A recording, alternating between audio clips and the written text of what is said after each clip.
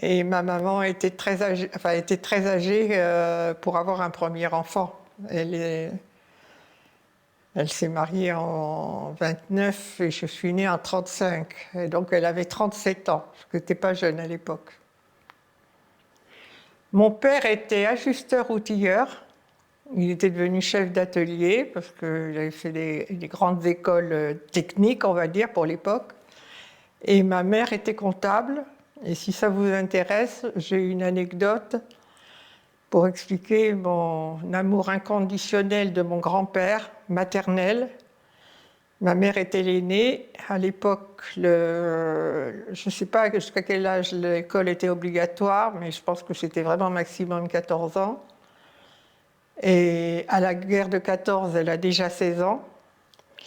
Et ma grand-mère qui avait, j'ai jamais pu les compter, une bonne douzaine d'enfants, dont ma mère était l'aînée, aurait aimé que sa fille aînée l'aide à la maison pour le ménage. Elle lavait le linge au lavoir municipal pour les gens qui avaient les moyens de se faire aider. Et elle aurait voulu que sa fille l'aide. Et mon grand-père a exigé, il avait 3 filles et 4 garçons en âge de travailler. Et il a dit, les filles feront les mêmes études que les garçons. Et ça, pour moi, c'est un signe de modernisme. Je crois que toutes les féministes de l'époque seraient heureuses d'entendre ça. En 1914, un homme qui dit que sa fille fera les mêmes études que ses garçons. Et elle était comptable. Voilà. Très proche de mon père, pas très proche de ma mère. D'abord parce qu'elle a toujours travaillé. Donc je n'ai pas été élevée par elle. Il y avait une nourrice, je suppose. Je suis allée à la maternelle très jeune, je crois 2 ans et demi. 2 ans et demi, j'étais en maternelle déjà, donc j'ai pas été câlinée, si l'on veut dire, par ma mère, ce qui fait que j'ai pas su non plus reproduire avec mes filles, je pense. Et autre chose, quand j'étais un peu plus âgée, je faisais plein de bêtises, parce que j'étais entièrement livrée à moi-même. Mes parents travaillaient, quand je sortais de l'école, il n'y avait personne pour me surveiller. Donc j'avais beaucoup d'imagination, je faisais des choses que j'aurais pas dû faire, et ma mère ne me punissait jamais. Mais elle le disait à mon père qui me filait une trempe. Enfin, des fessées à l'époque. Ça ne m'a pas traumatisée. Hein. Les fessées ne m'ont pas traumatisée. Le fait que ma mère ne donne pas elle-même la punition et qu'elle la fasse appliquer par mon père, je crois que j'en ai beaucoup voulu. Je ne saurais pas expliquer pourquoi. C'était une belle maison. Mes parents n'étaient pas propriétaires. Il y avait très très peu de propriétaires parmi les ouvriers. Mes parents étaient des gens aisés. Parce que mon père était chef d'atelier, ma mère comptable. C'est exceptionnel avant la guerre, un couple qui travaille à temps plein. Mon père avait une voiture avant ma naissance. Il avait une Rosengart, j'ai la photo quelque part. Et en 1939, ils avaient une Celta 4 qui a passé toute la guerre au fond d'un garage dans le jardin, sans les roues, parce qu'on avait peur, si les Allemands la découvraient, mes parents avaient peur. Si on la découvrait, qu'elle soit réquisitionnée. Donc, j'avais déjà une situation un peu exceptionnelle. Mon père étant chef d'atelier et tous les gens qui étaient autour de moi étaient plus ou moins les familles de ces ouvriers. Et ma mère étant la comptable de l'usine, c'était aussi notre maison était mitoyenne de la maison du directeur de l'usine. Donc mes parents, c'était des petits notables, si vous voulez. Pas des gros notables, mais des petits notables. Et pendant la guerre, j'ai calculé qu'il devait y avoir peut-être une demi-douzaine de voitures dans la commune pour 1000 habitants. Il y avait le directeur de l'usine, il y avait le pharmacien, il y avait le notaire, le médecin et le directeur de l'école et mon père. Ce qui fait qu'en été, pendant les grandes vacances, quand je faisais des bêtises sur bêtises, s'il y avait un bruit de voiture dans la rue, je savais qu'il y avait une chance sur 6 que ce soit mon père qui débarque parce qu'il n'était pas astreint à une présence. Donc, de temps en temps, il venait voir si sa fille faisait pas trop de bêtises, quoi. Garçon manqué, faire venir les petits copains, les petites copines à la maison, que c'était strictement interdit. Pas trop le droit de me mêler aux enfants des ouvriers. C'est pas joli, mais c'était comme ça à l'époque, hein, j'y peux rien. Et moi, j'avais aucun... c'était mes copains, mes copines, il n'y avait pas de différence aucune différence. Les différences sociales, je ne les sentais pas. Je ne les connaissais pas. Parce que mes parents n'étant pas là, donc là, je sais à peu près la date, je pense que c'est dans les années 42, on est occupé par les Allemands depuis le début. Hein. Le pays dont je vous parle, c'est le long de l'Ailette, l'Ailette qui est un nom très connu et de la guerre de 14 et de la guerre de 39. Entre Anizy-le-Château, c'est un chef-lieu de canton. Il y avait à peu près 1000 habitants à l'époque. Et l'usine était à Pinon. Alors, il y a Anizy, il y a Pinon, il y a 2 à 3 kilomètres entre les deux. C'est 2 communes différentes. La gare est un peu au milieu. La gare, ça s'appelle Anizy-Pinon. C'était une gare intermédiaire entre Laon et Soissons. Les Allemands occupaient, on n'est pas loin du chemin des Dames, donc c'est un pays qui a vraiment beaucoup souffert des 2 guerres. Et donc si vous avez Anizy-le-Château, alors je ne saurais pas vous donner la localisation, je le vois sur une carte, mais qui se trouve à peu près à 3 km de l'usine qui est à Pinon. Et entre les deux, il y a le canal, le fameux canal sur lequel il y avait un pont un peu plus loin, un pont du chemin de fer métallique, un pont Eiffel. Donc pour aller de chez moi à l'usine, il fallait traverser l'Ailette sur un pont, le pont du canal, ça s'appelait. Et donc en sortant de l'école, je suppose que je devais être aux 11h30, j'allais manger à la cantine de mes parents, parce que je n'étais pas capable de me faire à manger toute seule, j'avais 7-8 ans. Donc je faisais 2,5 km à peu près, sur un petit vélo comme ça, hein, quand j'ai 7-8 ans, 9 ans. 2,5 km pour aller manger à la cantine, et autant pour revenir à l'école à 1h30 ou 2h, je ne sais plus quelle était l'erreur. Donc déjà à cet âge-là, je faisais au moins 5 km à bicyclette, toute seule, au milieu de l'armée allemande, qui gardait le canal. Je passais, il y avait les Allemands qui me laissaient passer, j'avais pas de souci. Et je me souviens qu'à partir d'une certaine date, mais je ne sais pas laquelle, ils ont interdit aux civils de passer d'emprunter le pont du canal.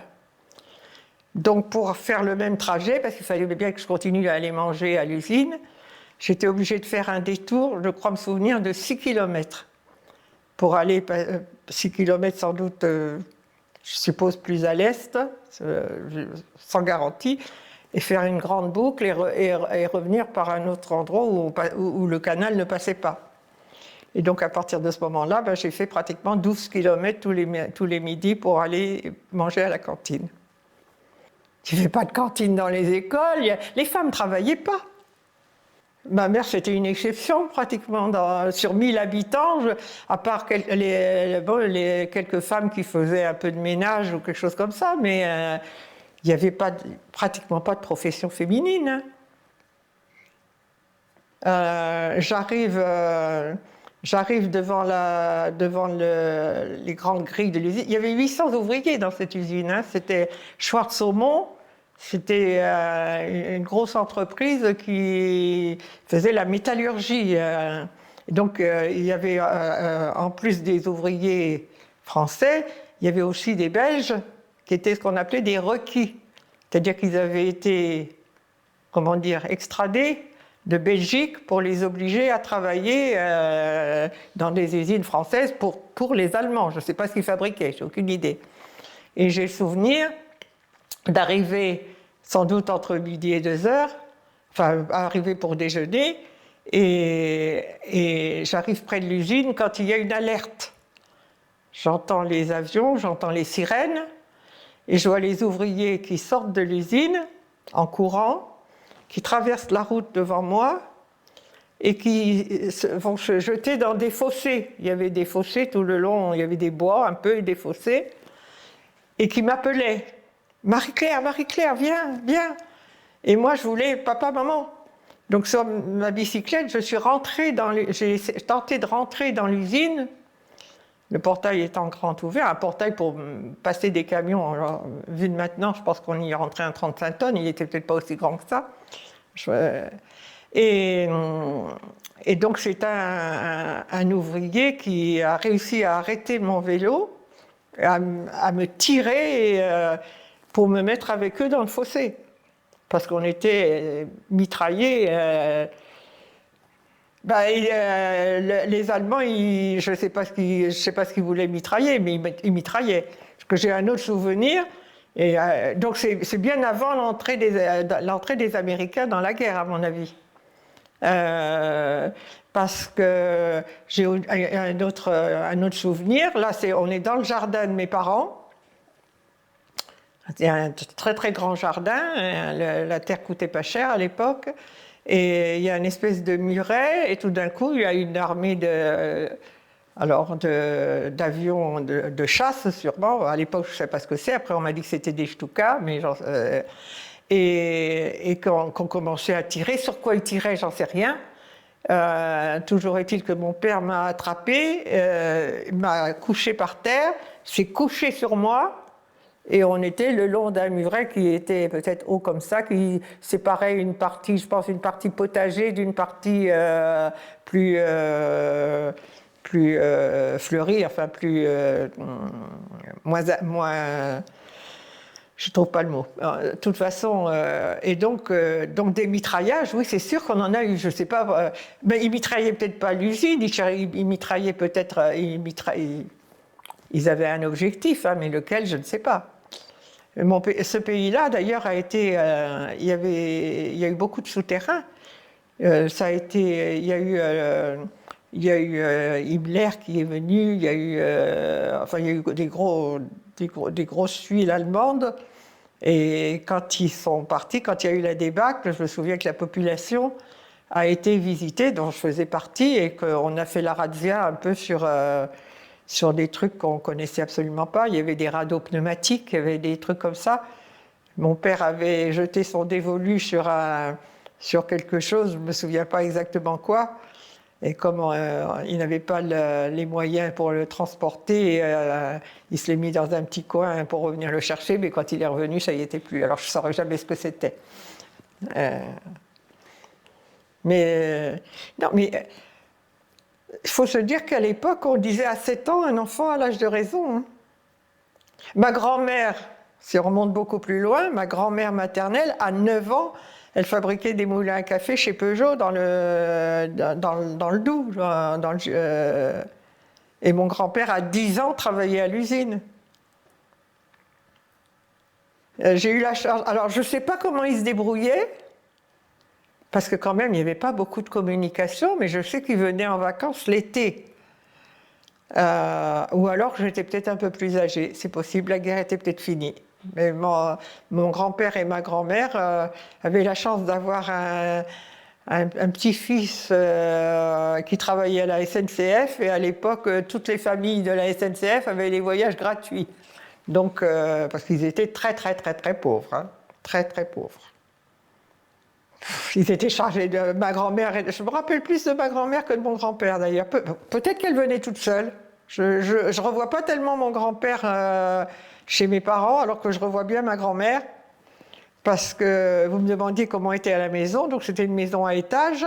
Il y avait un rez-de-chaussée et un étage. Et même le rez-de-chaussée était surélevé. Donc, il y avait quelques marches et un perron. Et ma grand-mère se mettait là, c'était en été, bien sûr, c'était pendant les grandes vacances, elle se mettait là et elle devait, je ne l'ai jamais vue tricoter, mais je ne sais pas ce qu'elle faisait. Et elle était censée m'empêcher d'aller courir d'aller courir hors de la maison. Et moi, comme ma chambre était au rez-de-chaussée, je sortais par la fenêtre et dès qu'elle avait le dos tourné, je m'en allais glaner dans les champs, ramasser ce qu'on allait glaner. Je me souviens aussi que ça, c'était défendu en théorie pour moi. Mes parents ne voulaient pas que je me commette avec les autres enfants du village. Par contre, on m'envoyait couper l'herbe pour les lapins avec une faucille, alors que j'ai 9 ou 10 ans. On n'imagine plus ça. Et je me revois aussi, et en plus ça m'amusait de mémoire, j'ai jamais été une enfant martyre, hein, loin de là, loin de là. C'était dans le domaine des choses normales. Mais mon père se débrouillait pour trouver du bois. Il ramenait sans doute des bûches qui étaient un peu grosses. Et je me revois avec le billot qui est haut comme ça, une espèce de tronc d'arbre, enfin, etc. Et moi, avec la hachette qui fend les bûches un peu grosses pour en faire du petit bois, avec une hachette. Et ça, c'est obligatoirement, c'est avant mes 11 ans, puisque à 11 ans, je suis rentrée pensionnaire.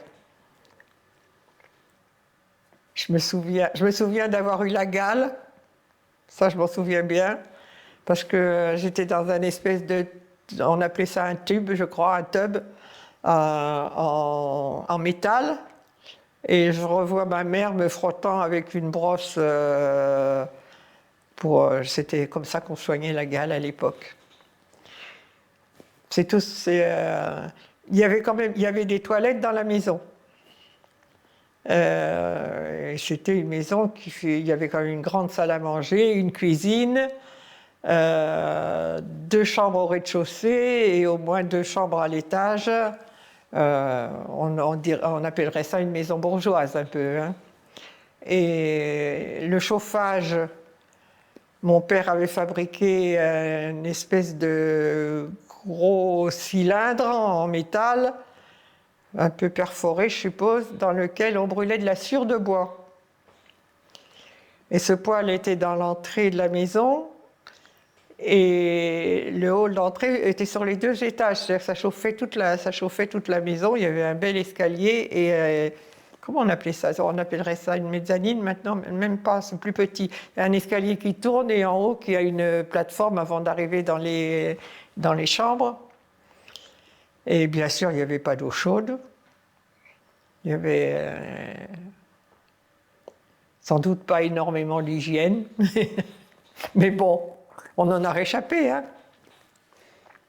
Je me souviens d'avoir fait une bêtise. Je me rappelle des bêtises. Mais le reste, je pense que mon cerveau n'a enregistré que les choses qui sortaient de l'ordinaire, qui ne me paraissaient pas normales, entre guillemets. Et j'ai souvenir, par exemple, de ma mère qui avait fait une purée de pommes de terre. On avait un grand jardin, donc il y avait des légumes. J'ai souvenir d'aller enlever les doryphores sur les plants de patates. Pour moi, c'est un très très mauvais souvenir. J'ai une sainte horreur des insectes qui doivent venir de là. Hein. Je ne peux pas voir ni une mouche, ni une araignée, ni un cafard. Alors là, il faut que j'attrape quelque chose et que je le tue tout de suite. Et donc, ma mère fait une purée de pommes de terre. Et puis, il en reste. Mes parents partent travailler. Peut-être un jour où j'avais dû faire ça en rentrant de l'école, à mon avis, plutôt. Le midi, j'avais dû aller déjeuner à la cantine. Et quand je suis sortie de l'école, j'ai voulu faire plaisir à mes parents. Et j'avais vu ma mère faire des boulettes ou quelque chose comme ça en le mettant à frire. Et je me suis dit, je vais utiliser le reste de la purée pour faire des boulettes. Et j'ai mis la purée dans l'huile froide, ce qui fait que les pommes, ça s'est complètement désagrégé. Et quand on avait du mal à trouver de l'huile, à trouver tout ça. Et donc ma mère n'était pas contente quand elle est rentrée, c'est sûr. Et je la revois trouver une passoire, je suppose, quelque chose pour essayer de récupérer l'huile en enlevant les pommes de terre. Ça c'est un souvenir. Mais c'est une anecdote sur la vie de tous les jours. Je pense qu'on a. Ce dont je me souviens aussi, c'est la première banane. Parce qu'on n'a pas manqué de fruits. Bon, mes parents avaient un grand jardin. Ils étaient locataires, ils n'étaient pas propriétaires. Mais il y avait un grand jardin avec des arbres fruitiers. Et moi, je mangeais les fruits sur les arbres et je grimpais aux arbres. Et par contre, la première banane qui est arrivée dans le village, je ne sais pas quand, mais moi j'ai essayé de la manger avec la peau, parce que les fruits on les mangeait avec la peau. Il a fallu qu'on m'explique que la banane ça s'épluchait. Donc en 45-46, j'ai jamais vu une banane de ma vie. Ça tombe bien, j'aime pas ça. J'y tiens pas. J'ai des souvenirs agréables. J'ai 2 souvenirs agréables, enfin un surtout, parce que je ne sais pas comment mes parents s'étaient débrouillés, mais j'avais commencé la musique quand même. Alors j'avais appris le solfège un peu avec un ouvrier de mon père, et mes parents s'étaient débrouillés pour rapporter de Paris, comme il y avait le siège de l'usine à Paris, il y avait sans doute des voyages qui pouvaient se faire un peu. Et donc, mon père avait trouvé un piano et l'avait apporté. Donc, j'avais un piano. Pendant la guerre, j'avais un piano. Et donc, j'ai joué toujours fort mal d'ailleurs, mais enfin, il y avait un piano. Et j'ai souvenir d'un jour où je fais mes gammes ou je sais pas quoi, enfin, je travaille un peu mon piano. Sans doute en été, les fenêtres sont ouvertes, la maison est très près de la rue. Et un Allemand passe et entend le piano. Et il rentre, il frappe, sans doute un gradé, je suppose. Mais bon, ça c'est. Je le revois, tel que je le revois, je dirais que c'était un type qui devait avoir dans la quarantaine. Il frappe à la porte et il demande à mes parents s'il peut jouer du piano. Et donc, il est rentré, je ne le revois pas jouer du piano, par contre, je le revois me prendre sur ses genoux devant le piano, et je revois aussi sortir un portefeuille et montrer à mes parents sa femme et ses enfants. Et sans doute pleurer. Donc ça, c'est les Allemands gentils. Et je revois 2 ou 3 SS tambouriner à la porte de la cuisine le soir, sans doute vers 21h par là. On était obligé de mettre des couvertures, on avait des volets à l'ancienne, donc les volets en bois, ça a des fentes qui laisse passer la lumière. Or, la défense passive, on avait interdiction d'avoir. Il fallait pas 1 centimètre de choses éclairées. Donc, mes parents avaient mal positionné la couverture qui doublait les volets. Et les SS sont rentrés, armés jusqu'aux dents. Enfin, moi, je les revois comme ça. Je ne vois pas s'ils sont 2 ou s'ils sont 3. Ils sont au moins 2. Et emmenant mon père. Parce que... Et en criant, bien sûr, en hurlant, je dirais. Enfin, moi, ça m'a semblé être des hurlements. Je sais bien que je les ai revus des fois dans les films après, mais quand même ça, je m'en souviens. Je les revois. Et donc, j'ai sans doute eu très peur. Mais il est revenu pas longtemps après. Je ne sais pas qu'est-ce qu'il a pu leur donner, leur promettre. Peut-être ils ont eu affaire. C'était un pacifiste, mon père, hein, donc il leur a pas fait peur et ils l'ont laissé rentrer chez lui. Et je revois aussi, alors vraiment très très bien, comme si j'y étais, l'arrivée des Américains dans le village. Ah, ça, c'est un bon. Alors, c'est un souvenir extraordinaire parce que d'abord, ils sont arrivés en plein après-midi. Je vois les chars arriver dans la rue principale du village. On se précipite. Je revois les enfants, les jeunes. J'ai vu les femmes tondues aussi. Ça, c'était après, je pense. Et et les gosses qui grimpent sur les chars, les militaires qui nous donnent... là, je ne pense pas qu'il y ait eu du chewing-gum à l'époque. Un peu après, en région parisienne, j'ai une cousine qui a eu des chewing-gums par les Américains. Moi, je revois du chocolat, je pense, enfin des choses dont on n'avait pas vraiment l'habitude. Hein. Et surtout, je revois les drapeaux tricolores qui sortent, les drapeaux, les enfants qui sont habillés en bleu, blanc, rouge. On nous met une jupe bleu marine, un chemisier blanc, je ne sais pas quoi de rouge. Enfin, on est très tricolore. Et on est embrassé, c'est sûr, par tous ces GI là. Et je me rappelle surtout la débandade, parce qu'il passe un convoi d'Américains, et tout d'un coup, je vais dire quelque chose dont je ne suis pas sûre, mais je pense que c'était ça. Il y a les Boches, il y a les Boches. Derrière les Américains, il y avait un reste de l'armée allemande. Donc, tous les Français courageux se sont carapatés, nous les premiers, mais ils n'ont fait que passer. Et dernier souvenir d'Allemands, pas longtemps avant les... peut-être entre les deux convois américains, ça je ne saurais pas dire, j'ai vu passer à pied des soldats allemands devant notre maison. Et mes parents, enfin, moi je ne peux pas me rendre compte, mais mes parents l'ont dit à l'époque, c'était des gamins. C'était des gamins. Et il y en a. On est toujours en été, c'est marrant, je me rappelle ça toujours en été. Et ma mère a mis des tomates à mûrir sur un rebord de fenêtre qui est tout près de la rue. Et pareil, là il y a un Allemand. Je pense que c'est eux qui m'ont dit que c'était un gamin. Je ne crois pas être capable de faire à cet âge-là la différence entre un jeune et un moins jeune. Et ce jeune Allemand est rentré dans la cour, il est venu jusqu'à chez mes parents, il leur a demandé la permission de prendre une tomate. Ils n'avaient rien à manger. Mais je veux dire par là, c'est que c'était pas les vainqueurs autoritaires et tout ça. C'était des gens comme vous et moi. Hein. Vous n'avez pas demandé à être là, ceux-là. On parle...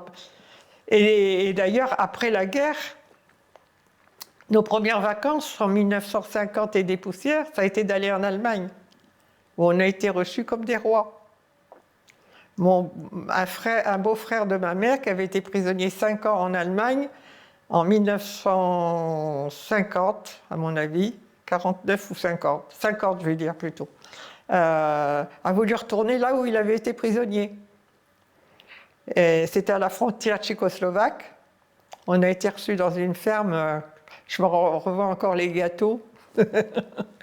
On est parti là-bas. C'est tout un équipage. Il y a mes parents, mon père et ma mère, et leur fille unique. Une sœur de ma mère avec son mari, celui qui avait été prisonnier en Allemagne. Et un ex-beau-frère, le mari de ma marraine, décédé très jeune. Ma marraine est décédée, à mon avis, vers la quarantaine, de tuberculose. Donc, moi, je suis née en 1935. Elle a été ma marraine. Je ne sais pas de quelle année elle était, mais je crois que c'était une des dernières filles. Donc, elle devait être peut-être des années 20 ou quelque chose comme... Non, des années 15 plutôt, je dirais, si elle avait... Elle avait une fille, donc elle était mariée, elle avait donc au moins 25 ou 30 ans. Et il n'y a plus personne pour me le dire parce que je suis la dernière, je suis pratiquement la dernière de toute la famille là. Une cousine plus âgée et une cousine plus jeune, de 3 ans, elles sont mortes toutes les deux. Et il y avait qu'elles qui pouvaient avoir de la mémoire aussi. Et pourquoi je disais ça ? Et donc, alors le voyage, vous imaginez une Celta 4, conduite par mon père, qui avait racheté une carrosserie de Celta 4 accidentée et qu'on avait fait une roulante. C'est-à-dire qu'il avait gardé le châssis et qu'il avait carrossé. Dedans, il y avait un réchaud à gaz de cuisine. Il n'y avait aucun camping-gaz, rien du tout. Donc, il y avait un réchaud de feu, une grosse bouteille de 13 kilos de gaz, et c'était la cambuse. Donc, ça, c'est nous trois. Il y a un sidecar avec l'ancien prisonnier allemand, sa femme et sa fille. Une 4 chevaux Renault avec l'ex-beau-frère de ma mère et sa compagne, il n'était pas remarié, et ma cousine qui avait 3 ans de plus que moi, donc on est dans les années 50, j'ai 15 ans, elle en a 18, elle conduit sa moto, une 175 Peugeot. Voilà l'équipage qui part de la région parisienne pour aller jusqu'à la frontière tchécoslovaque. Il n'y a aucun camping nulle part, on fait du camping, il n'y a aucun hôtel. On a des Canadiennes et on dort n'importe où. On dort sur des places de village. On a dormi au pied de la statue de Goethe, et je pense que c'est à Francfort, en pleine ville. C'est comme si on campait au Champ de Mars à Paris, tout ça. Et on y est resté au moins 2 jours, puisque la moto de ma cousine a eu un souci. Le volant magnétique il y a eu un problème au volant magnétique et il a fallu le faire rembobiner. Il y avait un bobinage sur les volants magnétiques. Je ne suis pas très calée en mécanique, mais quand même, je me souviens de ça. Et donc, la moto a été réparée et on est arrivé donc jusqu'à la frontière tchécoslovaque. Je crois que je peux le dire, parce que de toute façon, ni mon oncle ni ma tante ne sont plus de ce monde. Je pense qu'il avait été très très bien choyé par la femme et la fille du soldat allemand dont il a pris la place pour s'occuper de la ferme. Il n'a pas été dans des camps, il était dans une ferme. Et je peux vous dire que quand on est arrivé là-bas, les 2 Allemands lui ont sauté au cou. Hein. Je ne veux pas savoir ce qui s'est passé pendant la guerre. Et comme il était loin d'être idiot, en partant, quand il a été fait prisonnier, il était sans doute mobilisé. Avant ça, dans le civil, il était transmetteur à l'agence Havas. C'était lui il transmettait les messages pour la presse. Et pendant les 5 ans qu'il a passé en Allemagne, il a appris l'allemand couramment. Quand il est revenu, il était traducteur. Il a donc beaucoup monté en grade. En voilà un à qui la guerre n'a pas fait que du mal.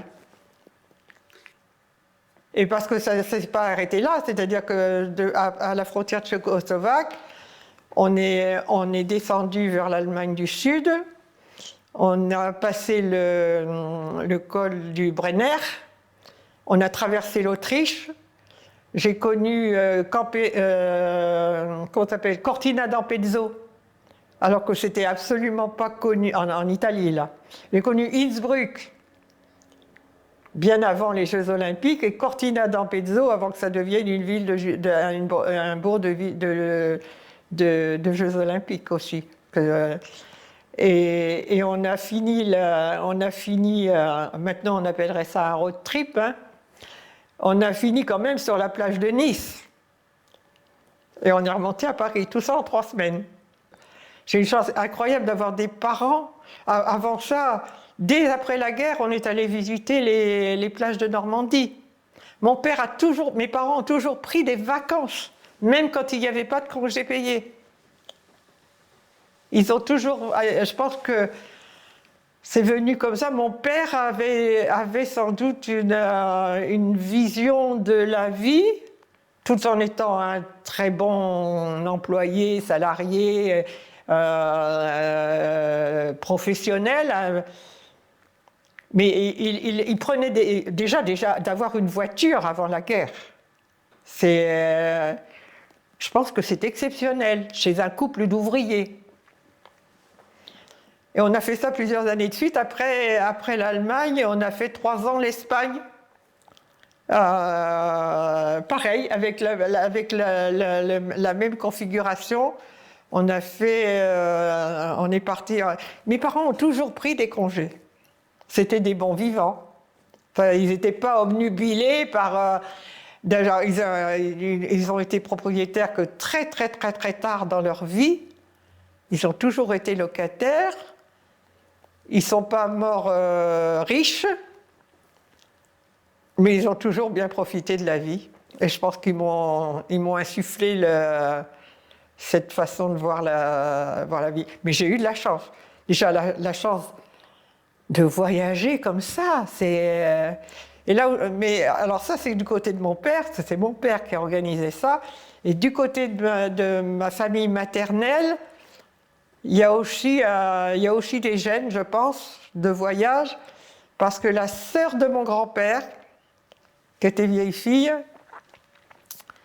j'ai oublié son prénom, la tante, je me rappelle, impossible de retrouver son prénom là, était partie seule avant la guerre de 14 comme lectrice en Russie.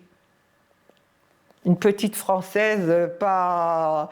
Les Russes à l'époque, les Russes fortunés, nobles et tout ça, voulaient que leurs enfants parlent français. Donc ils engageaient une jeune fille au pair, partir toute seule en Russie avant la guerre de 14, je trouve qu'il n'y a pas beaucoup qui l'ont fait. Et pour vous donner une petite anecdote, ma grand-mère m'appelait Sirop de la rue, parce que j'étais jamais à la maison. J'étais toujours partie me promener. Sirop de la rue, ça veut dire que j'étais toujours quelqu'un qui aimait la rue comme on aime le sirop. Je suppose, je ne sais pas ce que ça voulait dire, mais c'était encore sirop de la rue, parce que je m'échappais. Mais sa mère, elle doit tenir de moi aussi, parce que quand elle était petite, sa grand-mère, donc ma belle-mère, quand elle l'emmenait quelque part, elle l'attachait parce que tout le temps, elle se sauvait partout. Donc, on n'est pas resté assis dans un fauteuil, hein, sauf à 90 ans. Et encore. Je conduis toujours ma voiture à 130 à l'heure. Hein. Je vais à Paris la semaine prochaine en voiture, je vais faire 800 bornes. Je peux les faire dans la journée sans aucun problème. Je peux vous expliquer pourquoi mes parents sont passés au camping. Parce que donc, je fais situer ça dans les années 47 ou 48, puisque je pense que c'est 49-50, on est parti en Allemagne. Mon père décide d'aller visiter les plages de Normandie. On était dans l'Aisne, on n'était pas très loin. Donc avec la Celta 4, nous voilà partis en Normandie. Là, on n'avait pas la roulante et tout ça, il y avait la voiture et pas final. Donc d'Anizy-le-Château pour partir vers la Normandie, je me souviens qu'on est arrivé à Rouen. Je ne sais pas par où on est passé, mais on est arrivé à Rouen. Et là, mon père cherche un hôtel pour qu'on dorme. Il y avait mon père, ma mère et moi. Et aucun guide, il a cherché Google, mais il n'a pas trouvé. Donc, il a eu l'idée de demander à un chauffeur de taxi s'il pouvait lui indiquer un hôtel. Donc le chauffeur de taxi nous dit, je crois que c'est comme ça que ça s'appelle, il nous dit, comme souvenir j'ai ça, je crois qu'il existe toujours. Donc il lui indique l'hôtel de France à Rouen et il lui dit, ça doit être pas mal parce qu'il y a souvent les représentants de commerce qui y vont ou des choses comme ça. Donc nous voilà partis à trouver l'hôtel de France à Rouen. Et là, on arrive dans quelque chose qui me semble un palace, vu les plafonds de 3 étages ou quelque chose comme ça. Je me souviens des faïences au plafond de trucs. Enfin, c'est un luxe inimaginable. Je revois les tables avec des nappes, le maître d'hôtel derrière ma chaise qui ramasse ma fourchette ou des trucs comme ça, même si j'extrapole un peu. Et par contre, je me souviens de ce que j'ai mangé. J'ai mangé une truite et ce satané maître d'hôtel, il me l'a décortiqué et il m'a enlevé la queue de la truite que moi j'adore quand elle est bien grillée, il l'a mise à la poubelle et ça je m'en souviens. Donc c'est vous donner une idée, nous voilà dans un univers qui est complètement différent de ce que j'ai connu. Ça c'est avant qu'on aille en Allemagne et tout ça. Hein, donc. Et on dort, je ne me revois pas la chambre. Autant je revois la salle à manger, je ne revois pas la chambre, je ne revois pas le petit déjeuner. On repart le lendemain matin. Et là, je ne suis pas sûre du nom du village, mais c'est un port de pêche en Normandie. Et pareil, mon père cherche un hôtel. Alors, il s'était fait assommer à l'hôtel de France. Hein. Il s'était fait assommer et je crois qu'il avait eu du mal à digérer la note. Et là, on arrive dans ce port de pêche et il cherche un hôtel. Et on trouve, alors, on voit une maison, un restaurant, et il demande s'il y a des chambres. Et on lui dit oui. Et nous voilà dans un bouge de marin, mais innommable. Je ne sais pas comment on a mangé, je ne m'en souviens pas, mais je me souviens des chambres d'hôtel mansardées. Il n'y avait même pas un escalier, il fallait monter par une échelle. Monter par une échelle dans une chambre pour nous trois où on devait être couchés pas par terre, mais presque. Ma mère, qui avait dû manger des fruits de mer ou je ne sais pas quoi, qui a été malade comme un chien, je crois qu'elle a laissé la chambre dans un triste état. Obligée de descendre aux toilettes par l'échelle. Dans la nuit, les toilettes étaient dans la cour. Enfin, ça a été l'horreur. Pour eux. Moi, peut-être que j'avais une chambre à part, je ne me souviens pas, parce que je crois que j'en ai entendu parler sans l'avoir vu et senti surtout. Donc, mon père écœuré, je crois qu'on a quand même été voir les plages de Normandie, mais on est rentré très très vite à la maison, écœuré, et il a dit les hôtels c'est fini, l'année prochaine on part en camping. Voilà. C'est comme ça qu'ils sont venus au camping. Mais ma mère, qui avait été à l'école jusqu'à 16 ans par là à peu près, qui avait son brevet élémentaire. D'ailleurs, avec le brevet élémentaire, elle avait la capacité d'enseigner. J'ai découvert ça récemment. J'ai son diplôme et c'est marqué qu'elle peut être enseignante. Elle connaissait absolument par cœur tous les départements, les préfectures, les sous-préfectures, les chefs-lieux de canton, de toute la France. Ici, mais à 300 km d'ici, ils ne savent même pas où est l'Auvergne et Alors, ma génération, comme on a beaucoup voyagé, qui n'avait pas les autoroutes, donc on prenait des petites routes. Je connais presque toutes les grandes villes de France. J'ai des souvenirs dans chaque région. L'autre jour, j'ai parlé à quelqu'un de Cahors. On a cité Cahors. J'ai dit oui, Cahors, il y a le pont Valentré, etc., etc. Ils ne savent pas. Alors, est-ce que c'est important ou pas qu'ils sachent? C'est pas moi de le dire. Et moi, je me souviens d'écouter le Tour de France aussi. Alors ça, c'est après la guerre, je suppose, parce que je pense qu'il n'a pas eu lieu pendant la guerre. Donc, on écoutait les arrivées du Tour de France à la radio. Et il paraît qu'on a une chance inouïe, notre génération, c'est d'avoir subi une accélération de la technologie incroyable, qu'aucune autre génération avant nous, et peut-être même après nous, ne pourra avoir une telle accélération de technologie. Et on a tout assimilé, ou presque. Enfin, j'ai besoin de ma petite fille un peu pour Internet, hein, de temps en temps. Mais je me débrouille pas trop mal quand même, hein. Je suis rentrée au collège comme pensionnaire, j'avais 11 ans. À la rentrée de 1946, je suis du mois de juillet, j'ai 11 ans tout juste. Ma mère m'a fort poussée. Je crois que je savais lire couramment en 1939. Enfin, pas couramment, mais je savais lire en 1939. Parce qu'il y a une anecdote, mon père était mobilisé dans les caves de Champagne à Reims et ma mère pouvait aller le voir de temps en temps.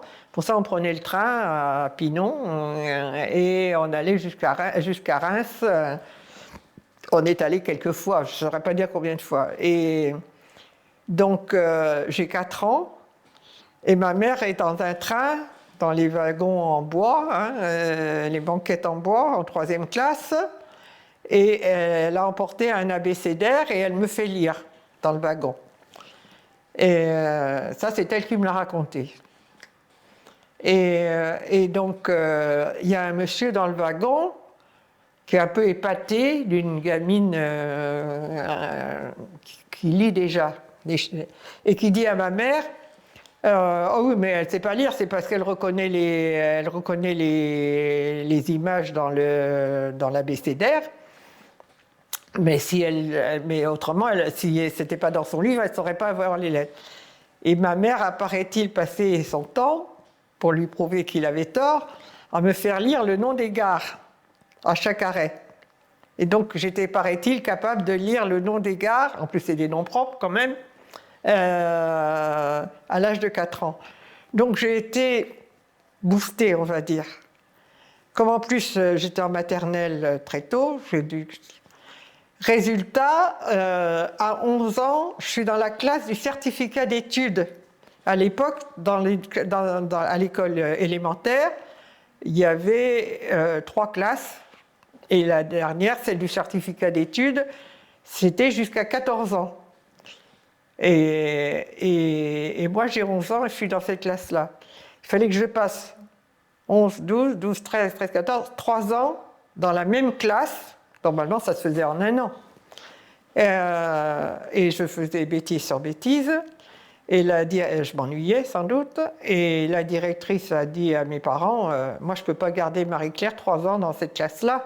C'est pas possible. Il faut l'envoyer au collège.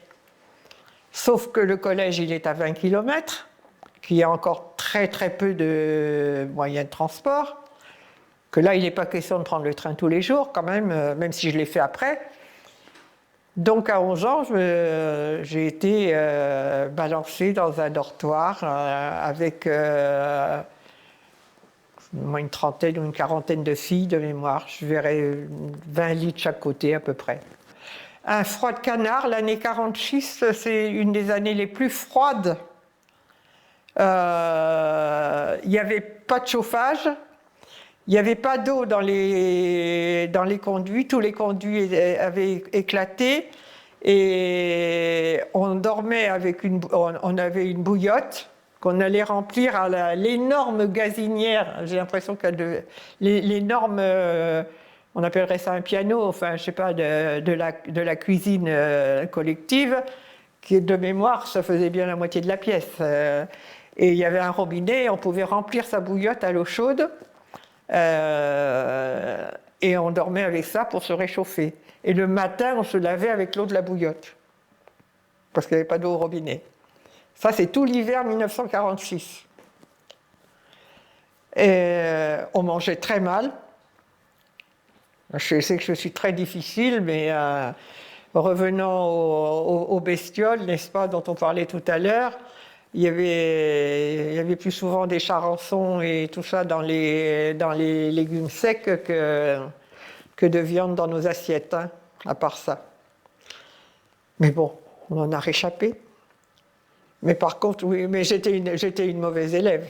J'étais une élève... comment elle m'a... Alors, je l'ai redit déjà tout à l'heure, j'entends encore la directrice me dire... Mademoiselle Pointal, vous travaillez en dilettante. C'est-à-dire que j'apprenais, j'ai une excellente mémoire, j'écoutais en classe, mais je foutais rien. Et ce n'est pas un exemple à suivre. Hein. Je le dis à mes petits-enfants, parce que ça ne... Pas ceux-là, à mes arrière-petits-enfants maintenant, parce que ça n'a qu'un temps, la facilité. Il vaut mieux un enfant... qui a un peu de difficulté, qui est travailleur, que le contraire, à mon avis, pour réussir dans la vie. Par contre, j'ai fait 2 ans d'études à la Chambre de commerce de Paris, d'études, on appelle ça HEC filles, c'est-à-dire l'école de... ECJF, c'est École commerciale de jeunes filles de la Chambre de commerce de Paris. Et c'est 2 ans d'études... poussée, on va dire, puisque les diplômes qu'on a passés au bout de ces 2 études, c'était ce qui demandait 4 ans dans les écoles publiques. Donc j'ai un CAP de comptabilité que j'ai eu en 6 mois et un CAP de sténodactylo qui ne m'a jamais servi à rien parce que je n'aime pas ça. Et un brevet d'études commerciales qui, à mon avis, est largement supérieur au bac gestion comme connaissance. Et particulièrement la chance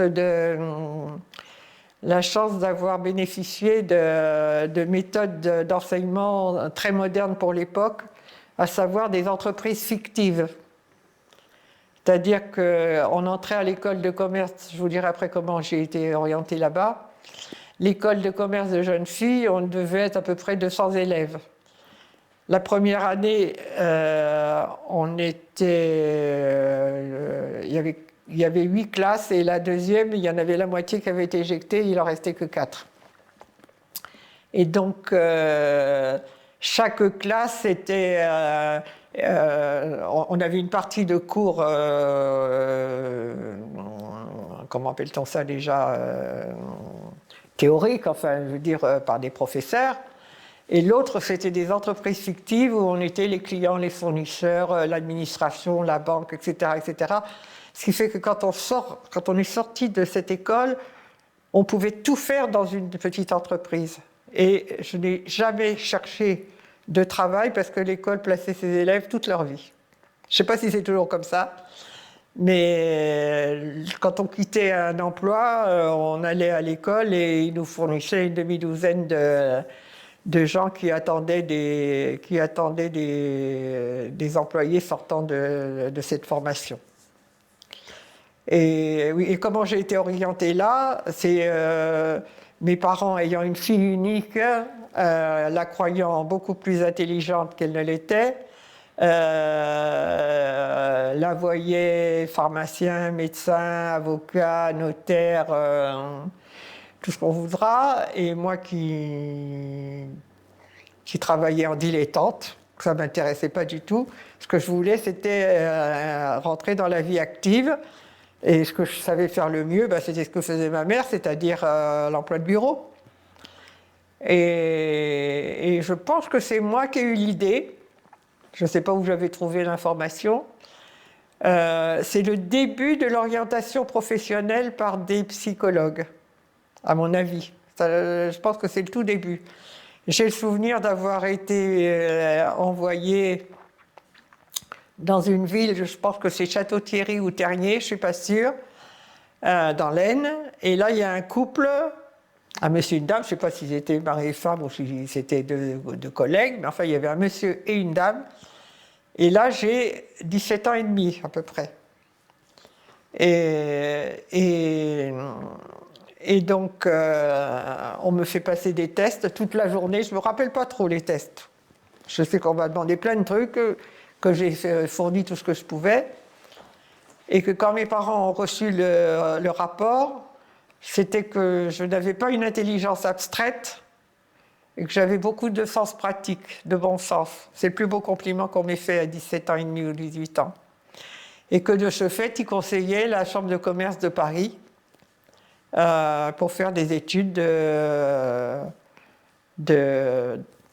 secrétariat, comptabilité. Et là, je me suis éclatée.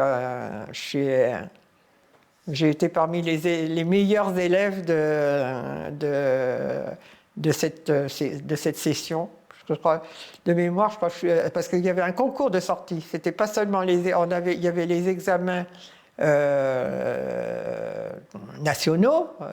À l'époque, ça s'appelait brevet d'études commerciales, premier et second degré. Ça se passait en 2 ans. Et donc la formation, mais de mémoire, on avait 40 heures de cours par semaine, hein, plus de travail à faire à la maison. C'était du lundi au samedi, hein, c'était intensif comme enseignement. Et je crois me souvenir, je dois avoir le diplôme quelque part, mais je ne suis pas très conservatrice pour ces trucs-là. Je crois être sortie 12e sur 200 élèves. Donc c'était vraiment un excellent niveau, mais sans mérite, hein. Simplement parce que ça me plaisait tellement. Voilà. J'étais en pension chez mes grands-parents. J'ai passé ces 2 années-là en pension chez mes grands-parents. Mon grand-père est mort pendant que j'y étais. C'est le premier mort que j'ai vu, ça m'a beaucoup touchée. Je ne voulais pas le voir d'ailleurs. Je crois qu'on m'a forcé. J'ai sa photo, il était magnifique, c'est un bel homme. Il faisait plus d'1,80 m, mon grand-père.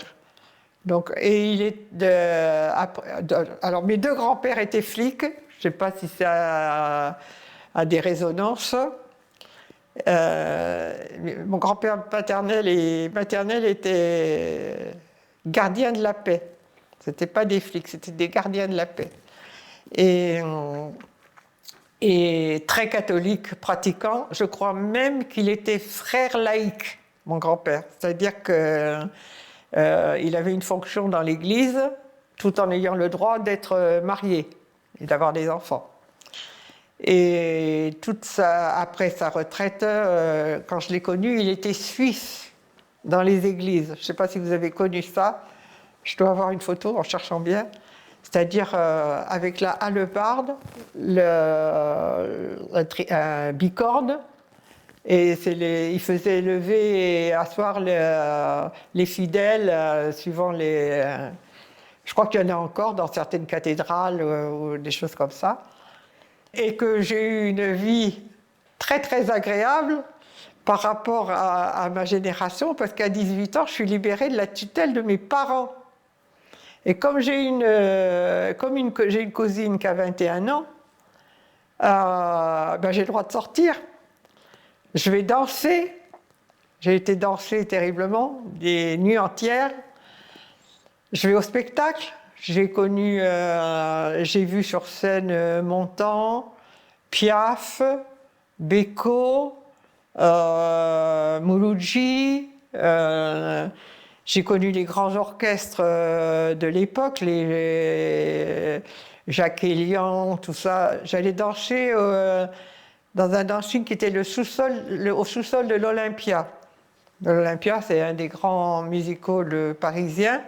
Et tout ça, j'ai pu le faire parce que normalement, si j'étais restée dans mon village, quand il y avait le bal de l'usine, si j'allais danser, il y avait ma mère à côté de moi. Hein.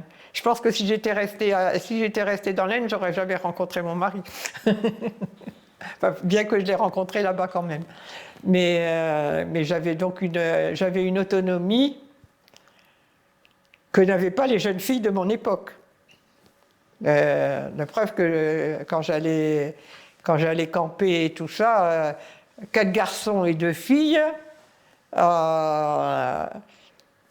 si j'étais restée dans mon village, ça n'aurait pas été possible. Même si ils ne s'occupaient absolument pas de nous. Hein. C'est très, très drôle d'ailleurs parce que je ne sais pas ce qu'ils faisaient de leur côté. Moi, je sais ce qu'on faisait avec ma cousine. On était vraiment très, très, très sages. C'est le moins qu'on puisse dire. Et par contre, mes 2 cousines se sont mariées avec 2 frères qui faisaient partie de la bande. Mais longtemps après que la bande ait été dissoute, entre guillemets. Tant qu'on a été... c'était vraiment des copains sans aucune interaction autre que de manger et se promener ensemble. Après, ça a évolué, mais moi, je suis sortie de la bande à ce moment-là. Donc... Alors, l'école de la Chambre de commerce, c'était la première année, c'était rue de Naples. La rue de Naples, c'est dans le 8e arrondissement, près de l'église Saint-Augustin. C'est très bourgeois, très, très, très bureau.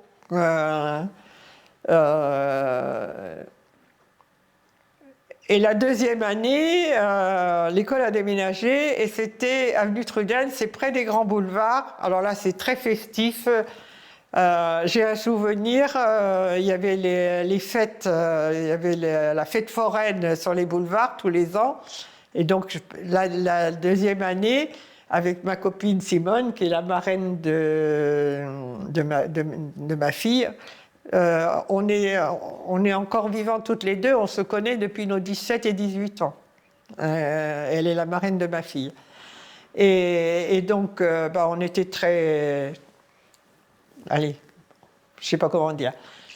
On n'aimait pas rester dans le cadre scolaire. Donc, entre midi et 2, quand il y avait la fête foraine, eh ben, on allait aux auto-tamponneuses, on adorait ça. On adorait se moquer des garçons. Donc, on avait les manèges gratuits, parce qu'on était des filles, à condition de monter chacune dans une voiture, dans les auto-tamponneuses. Parce que du coup, ça rameutait tous les mâles du coin qui espéraient nous en faire voir de toutes les couleurs. Sauf que toutes les deux, on avait déjà le volant, on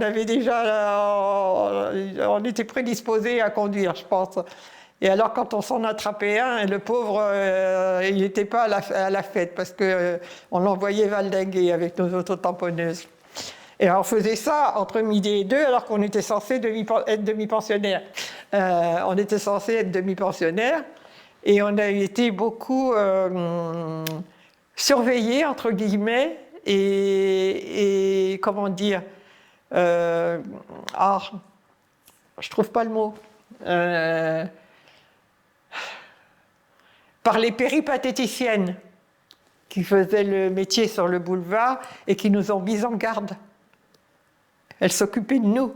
On avait 17-18 ans et elle nous disait, je ne sais plus comment, mais elle nous faisait la leçon de ne pas aller n'importe où, n'importe quand, avec n'importe qui, etc., etc. Elle nous ont servi de mère presque. Et il y en avait des tas hein, sur le boulevard de Clichy, je peux vous garantir que je pense que c'est plus pareil. Mais... Et quand on rentrait l'après-midi en cours, on était sérieuse quand même, hein, on rentrait... Alors par contre, il y avait le jour où il y avait le cours de gymnastique, parce qu'on avait quand même un cours de gymnastique, et combien de fois on a dit au prof qu'on était tombé dans l'escalier parce qu'on était couvertes de bleu dans les autotamponneuses. Des fois, on ne pouvait plus s'asseoir. Voilà, ma jeunesse estudiantine. On allait écouter le jazz à la Cigale. Et puis, je vous dis, sur scène, il y avait la scène de la Mutualité, et l'Olympia, surtout, l'Alhambra. Ni alcool, ni cigarette. J'ai commencé à 18 ans, peut-être un peu, la cigarette. L'alcool, oui, alors peut-être pas la première année, peut-être à disons peut-être à 19 ans. Les fins de semaine, on se retrouvait avec la bande de copains et à Vitry-sur-Seine où habitaient mes grands-parents, on allait au bistrot et on buvait un martini, je me souviens, mais on buvait un verre, pas deux. On buvait un verre. C'était plutôt un moment de rencontre et là j'ai commencé à fumer, oui, il me semble. Mais j'ai pas fumé longtemps puisque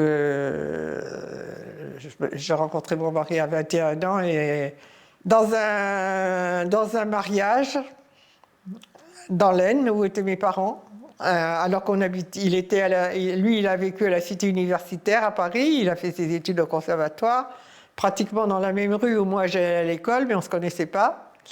Et une année, c'était la tradition dans les sociétés, il y avait ce qu'on appelait les bals de société. Tous les ans, il y avait un bal.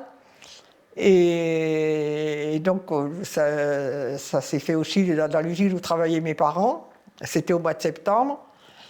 Donc, je suis venue pour le week-end, j'étais à Paris, mais je revenais assez souvent quand même dans l'Aisne. Et donc, je suis revenue pour le bal de l'usine.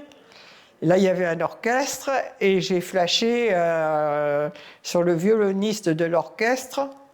J'ai donc 18 ans à peu près, 18-19 ans. Je flash sur le violoniste. Pourquoi, j'en sais rien. Qui ne s'est absolument pas occupé de moi. Il ne sait même pas que j'existe. Il n'a jamais su que je l'avais repéré, alors que je l'ai connu après parce que c'était un collègue de mon mari.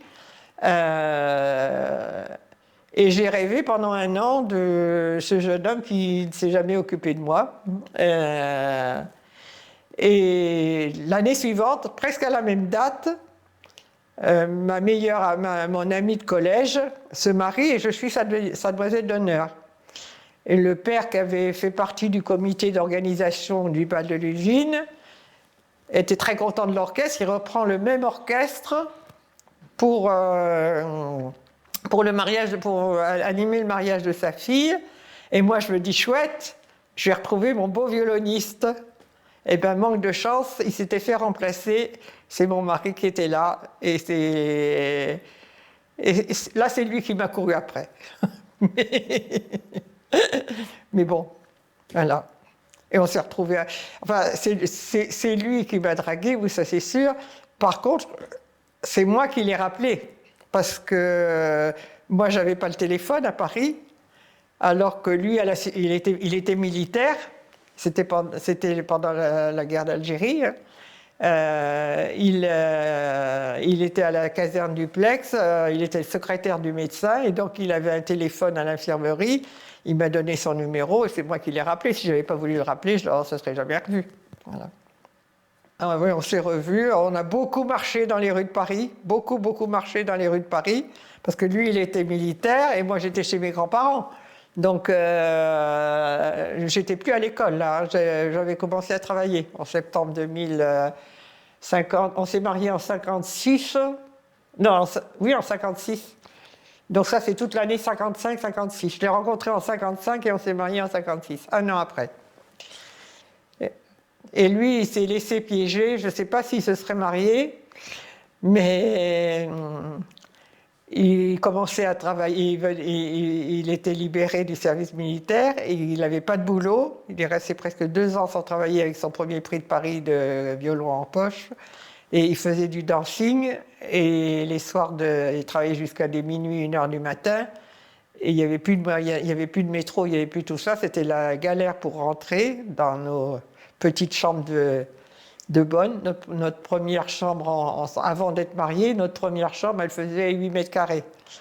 On dormait dans un lit-cage. Et à Pantin, alors qu'il travaillait à Saint-Vendée-Tourelle. Et il a eu envie d'un scooter pour pouvoir rentrer.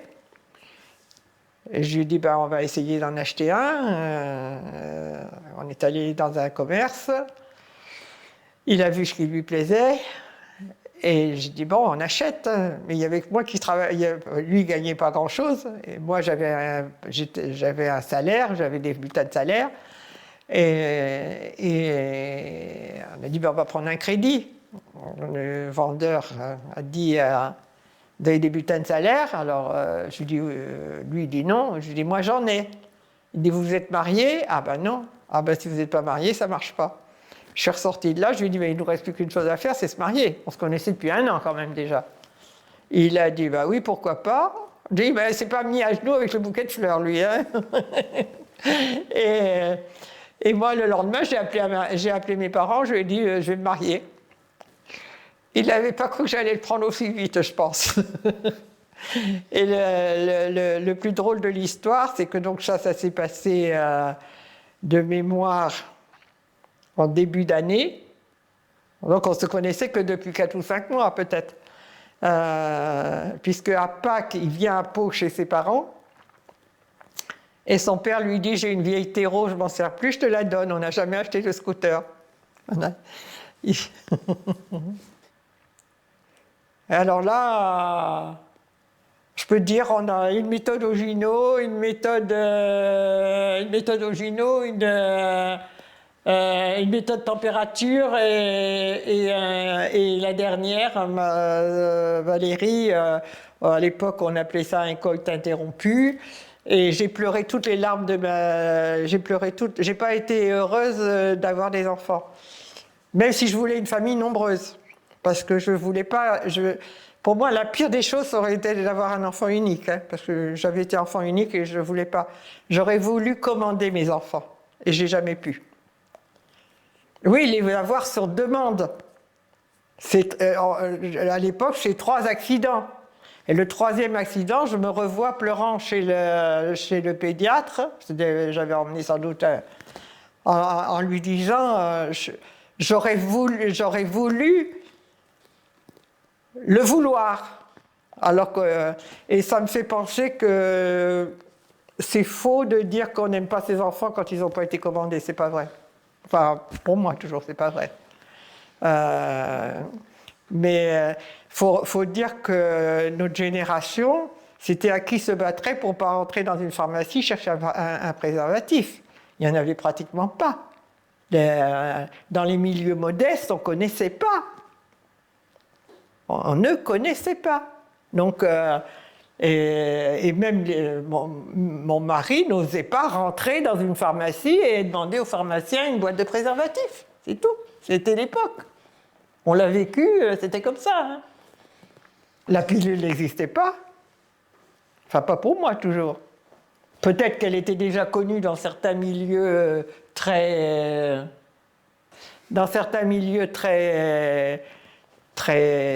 au courant de tout, on va dire, mais nous, on ne connaissait pas.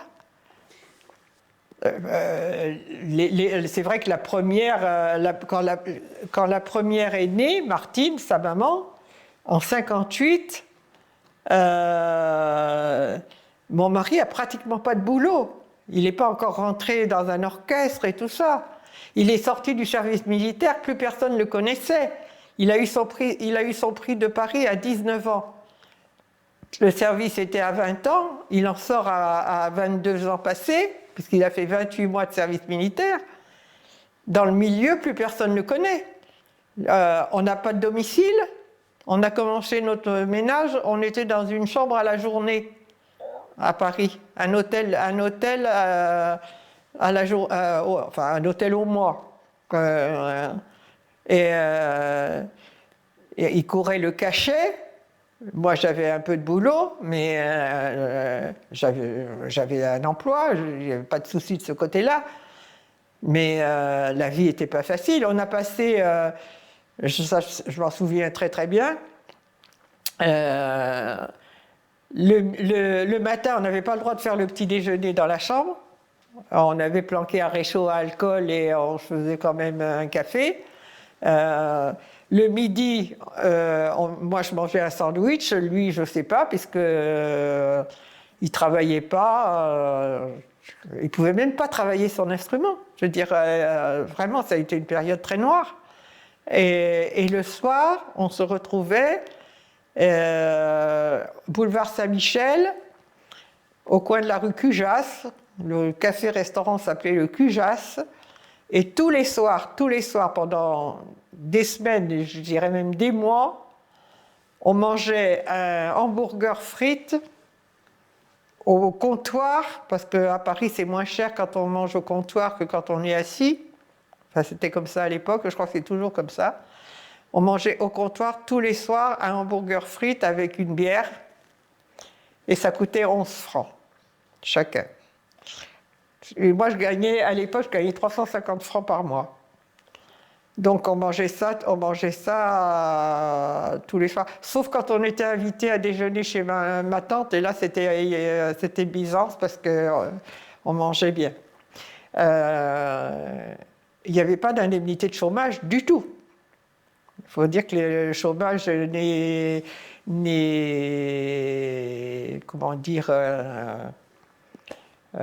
apparu de mémoire en 1966, par là. Et les congés maternité, ils étaient très très courts, hein, parce que à l'époque c'était 6 semaines avant, 8 semaines après l'accouchement. Et comme moi j'aime tout faire vite, n'est-ce pas, j'ai fait mes enfants très très vite. J'en ai qu'un qui est arrivé à terme. Les deux filles, elles sont arrivées avec 1 mois et 2 mois d'avance. La première, sa mère avec presque 2 mois d'avance. Et à l'époque, je sais que la loi a changé, à l'époque, le congé prénatal, s'il n'était pas pris par un accouchement prématuré, il n'était pas reporté. C'est-à-dire que je n'ai eu que les 8 semaines après la naissance. Et quand j'ai accouché de sa mère, on habitait une chambre de bonne à Neuilly, au 6e étage, sans ascenseur, donc toute ma grossesse, j'ai monté 6 étages à pied, dans une chambre de bonne, sans eau, sans toilette, sans chauffage, dans un canapé. Là, on avait un canapé. On n'était plus sur un matelas pneumatique. C'est notre première chambre. Notre premier petit appartement, on dormait sur un matelas pneumatique. On n'avait même pas un lit. Et c'est pas du Zola. C'est du vécu il y a 70 ans.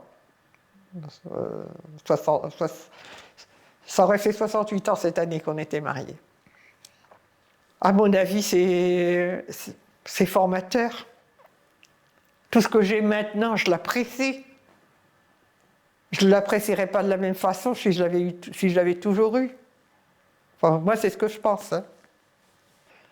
Moi, quand j'ai dit à mes parents que j'allais me marier avec un garçon qui n'avait pas de boulot, un musicien, même si mes parents aimaient la musique, mais bon, un musicien sans travail, c'est pas un genre idéal, ils nous ont très très peu aidés. Très très peu. Non seulement ils nous ont peu aidés, mais moi, mon père m'a dit textuellement, quand je lui ai dit je vais me marier, il m'a dit tu te maries, mais si ça ne va pas, il ne faudra pas revenir pleurer à la maison. Hein.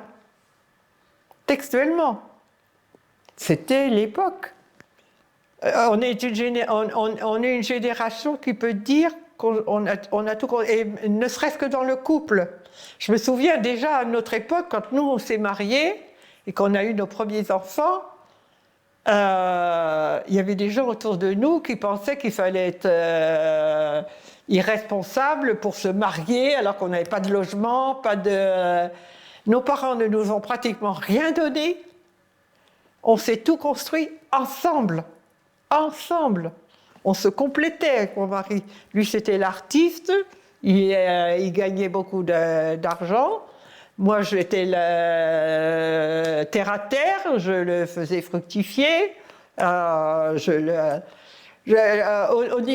niveau, par exemple, des dépenses. Quand je me rappelle ma grand-mère, quand elle recevait la paye de son mari en espèces, elle faisait des enveloppes.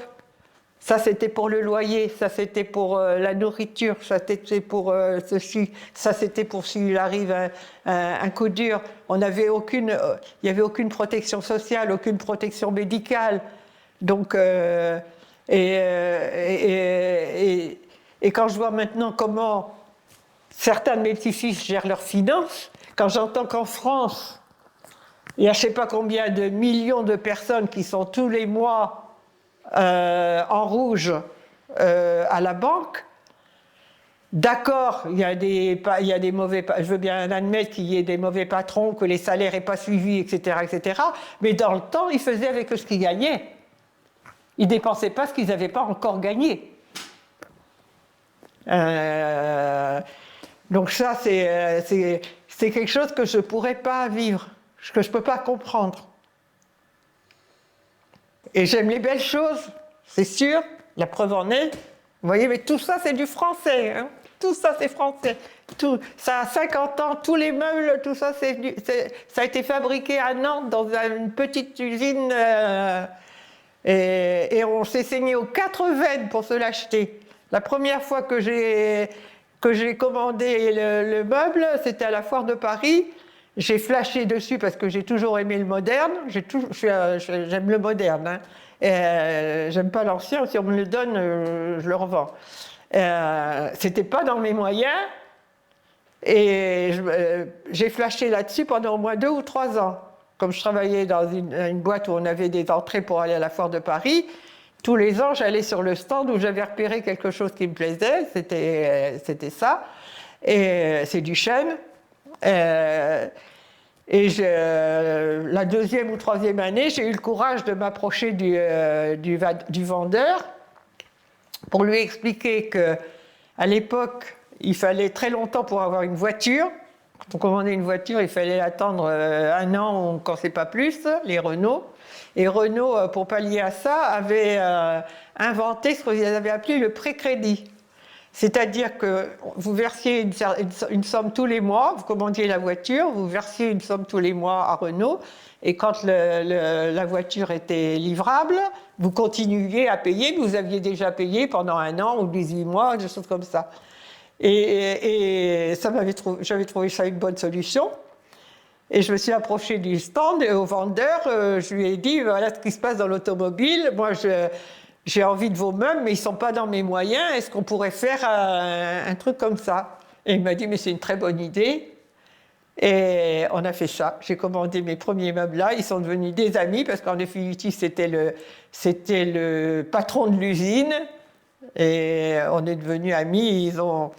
Ils m'ont meublé tout l'appartement. Je vous montrerai en vitesse avant que vous repartiez si vous le souhaitez. Tout ça, tout a été c'est dessiné par un monsieur que je connais. C'est pas fait à Taïwan ou par des gamins ou par des gens qui sont sous-payés, etc., etc. Quand je vois la façon dont on fabrique les vedettes, j'ai une sensation de faux. J'ai une sensation de faux, alors que dans ma jeunesse, j'ai eu une sensation de vrai. Le playback n'existait pas. Moi, mon mari m'a expliqué comment étaient fabriqués les disques. La moitié des chanteurs, depuis 30 ou 40 ans, sont incapables de chanter avec un orchestre. Tout ce que vous entendez, c'est du playback. C'est-à-dire que le chanteur chante et l'accompagnement, enfin l'orchestre enregistre l'accompagnement et le chanteur chante sur l'accompagnement. Il n'est pas capable de suivre l'orchestre. Donc tout ça, c'est plus du vrai. C'est du synthétique comme nous on avait de la laine, de la soie et du coton. Voilà. Et vous ne me ferez jamais penser qu'un truc en synthétique, c'est mieux que quelque chose en pure laine ou en coton. Et moi, j'y veille le plus possible. Je suis prête à mettre un peu plus cher pour avoir quelque chose. Pareil pour la mondialisation. Je sais, j'ai la chance d'avoir les moyens, mais soit je m'achète quelque chose qui est fabriqué en France ou au pire en Europe, ou je ne me l'achète pas si je ne peux pas me l'acheter parce que c'est plus cher, mais vous ne me le ferez jamais acheter en Chine ou au Pakistan. Ou, vous ne me ferez jamais croire que c'est bon pour tout, de Amazon et tout ce qui s'ensuit, ça me hérisse le poil. Donc j'ai pas envie de... Je vivrai les années qu'on veut bien me donner, hein, et j'en tirerai le meilleur profit possible. J'espère mais sans acharnement et sans vouloir survivre à n'importe quel prix.